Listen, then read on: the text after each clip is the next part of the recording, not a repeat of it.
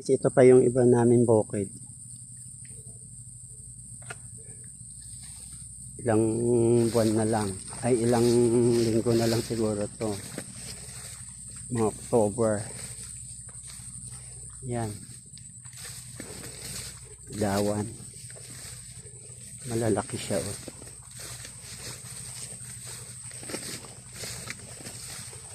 Yan. Ganda. Hanggang dun.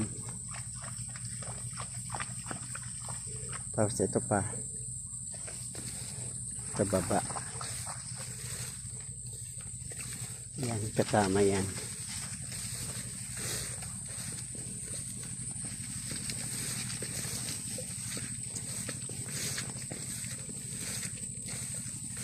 Pinabukid kasi namin.